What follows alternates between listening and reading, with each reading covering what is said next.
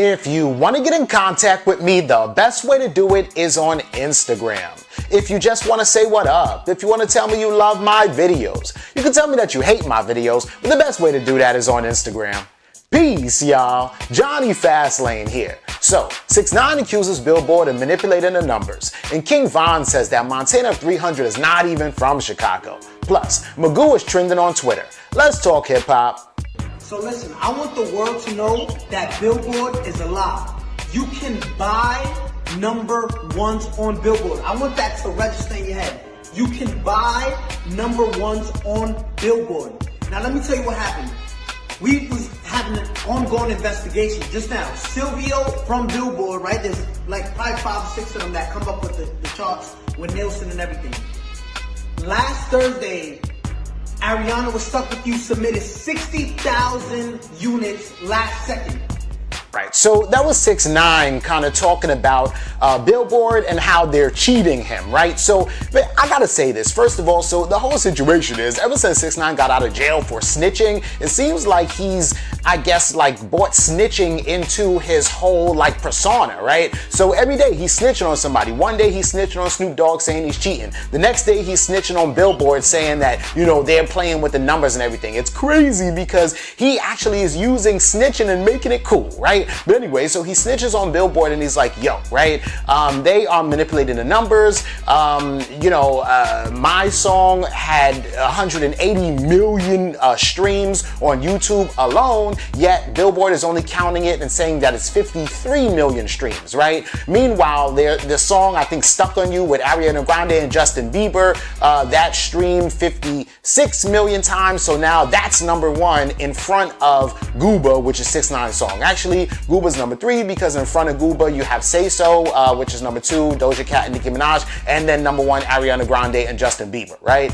So the whole situation is, like, he did that whole video and got a lot of people upset, right? A bunch of people responded back to 6ix9ine. One of those people that responded back to 6ix9ine was Ariana Grande, right?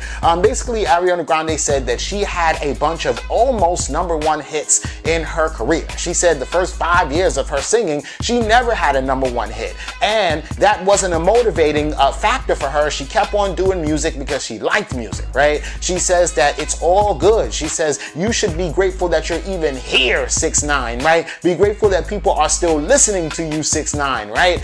Calm down. And then she shouts out the fans and thanks the fans, right? And also says that she ain't trying to be all up in no drama, right? That was Ariana Grande responding to 6ix9ine, right? So 6ix9ine sees this and then responds back to Ariana Grande. This video to address Ariana. I don't want you to think that I'm coming at you. Not saying that you're not talented, not saying that you can't sing. You're a beautiful singer. You just don't understand my pain. My frustration is from Billboard. I speak for the millions of kids that come from nothing, right? Let me show you something. For all of this, we come from some place, right? This is where I came from before all of this thing. This is actually my home where me, my mom, my brother, his girlfriend, my girlfriend, my daughter lived. This was the first computer I bought to learn how to edit videos myself. Like, this was like, I spent my last couple of dollars buying this shit. I want you to understand that I come from a different background than you, right? My mom used to collect cans, right? On the street. I used to bust tables, be a dishwasher. I'm gonna show you what... Oh, that's the worst! Here's a piece of candy. Yay, I love candy!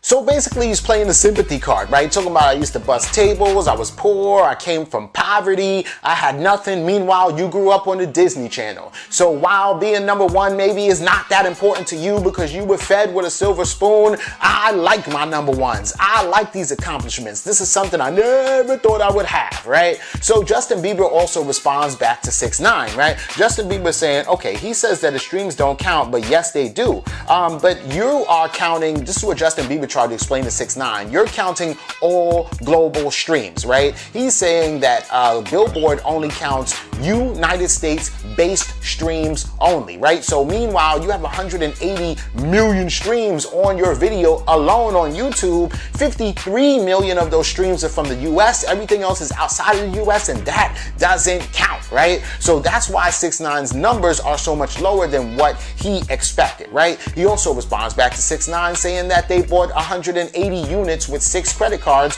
when Justin Bieber says that it's impossible, or 60 units, sorry, with 4 credit cards, but 6 credit cards, but it's impossible because you can only buy a max of 4 copies with any 1 credit card, is what Justin Bieber tries to explain, right? So Justin Bieber responds back to him, but somebody else that responds back to him too, with like a lengthy 5-page article, is Billboard theirself. They directly responded back to every single point that 6ix9ine had in his video in an article that they published over last night, right? And basically they're saying the same thing that Justin Bieber says. So they're breaking it down. They're saying, here's how we calculate it, right? So first of all, US-based plays only is what they're calculating. They're not calculating global plays, right? That's one thing, right? They're saying that every single song has its own unique calculation of what makes it a #1 hit, right? So, you know, one song may have a bunch of streams where it doesn't have any radio play at all, right? One song may have, you know, moderate streams, moderate radio play, and that song may go above the song that had a bunch of streams and no radio play, because the radio play does count for something, right? And that's what's going on in 6ix9ine's case. He doesn't have any radio play with Gooba, even though he has all the streams in the world, right? Also, you know, Billboard says that also is minimum length plays are what they're not counting for 6ix9ine either. So basically, if I click on the song, you know, the video Gooba, and I watch it for 10 seconds, and on YouTube it registers as a view, Billboard doesn't count that unless you're watching it for, let's say, 30 seconds or whatever the case may be, right? Excessive plays, right? A bunch of plays from the same user, and then also lack of user verification, which means that, you know, basically fake accounts are playing the song over and over and over again, right? All that doesn't count for 6ix9ine, which is part of the 180 million views on YouTube. Therefore, he is not #1. Now, if those all were like real ass hard streams on YouTube, then yeah, he would be #1, right? So it's all of that. You know, he's crying and crying and crying. He puts up this picture, of course. He's like, next time we go in #1 because we're just gonna go ahead and buy all of our streams, like how Arianna Grande and Justin Bieber did. But hey, that's what's going on with 6ix9ine right now. Let me know what y'all think about this in the comments. Alright, so in Chicago, 300 or O Block or 300 is basically a hood in Chicago, right? If you're from Chicago and you're representing 300 or something like that, they kind of understand that you're representing like O Block, right? Or maybe that you're down with like the Black Disciples or something like that, right? Anyway, so the whole situation is Montana of 300 is from Chicago, and he has 300 in his name, right? And he's a real nigga, right? So anyway, so Montana of 300 actually goes on Twitter, and he's just kind of talking in general. So he goes on Twitter and he's like, out of all the Chicago rappers I've heard come out in the last 10 years, Young Poppy and Polo Capital are both better than all the rest of them. Not really impressed on how anybody else's brain worked.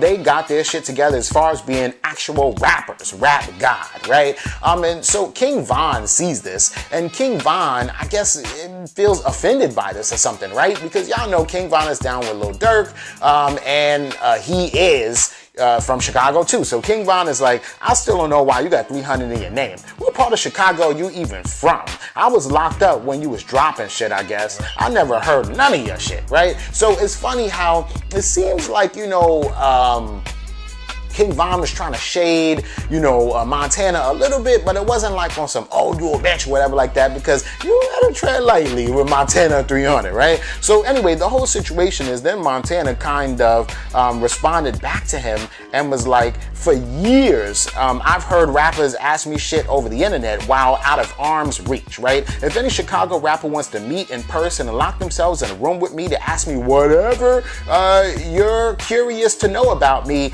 that can be arranged. If you ain't trying to meet like men, don't tweet shit at me, right? So it was funny as hell. He responds to that.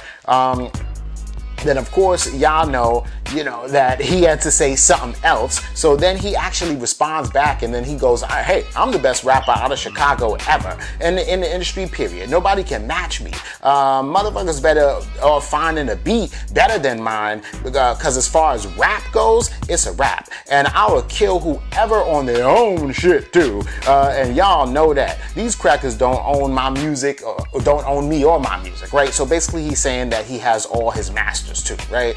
Little Reese sees this too. He saw what King Von said and just kind of responded with the laughing emojis, right? Basically laughing at Montana of 300 too, right? But that's pretty much all the exchange that happened, because all these niggas, Reese, King Von, Montana, are some real niggas, and I honestly think that even if they was about some beef or some street shit, that these are the type of niggas that ain't gonna say it on Twitter, right? So I mean, hopefully, you know, shit is all good with them. But real talk, King Von, I mean, Montana of 300, even though he wasn't born in Chicago, is from Chicago, right? It's like being born, he was born in Illinois, but it's like being born in a small town right outside of Chicago. Then you move to Chicago when you're like 2 years old. My nigga, you from Chicago, right? But anyway, let me know what y'all think about this in the comments. Alright, so some random person went on Twitter, right? And they were like, yo, ladies and gentlemen, I present to you the worst rapper to ever exist, right? And then they put a clip up of Love to Love Ya's song with Timbaland and Magoo, and Magoo's verse when he's rapping or whatever like that, right? And this is crazy because then a lot of people were like, hell yeah, Magoo is trash, blah, blah, blah. And then it went backwards the other way, right? So then people started saying, hold the fuck up. You really trying to come at Magoo like that? Like Timbaland and Magoo, right? First of all, I thought niggas completely forgot about Magoo at all completely, right? Anyway, so people start going like, don't you ever disrespect the great Magoo, right? And there are too many mumble rappers out to be dissing Magoo like that. Up jumps the boogie is more important than your life, right?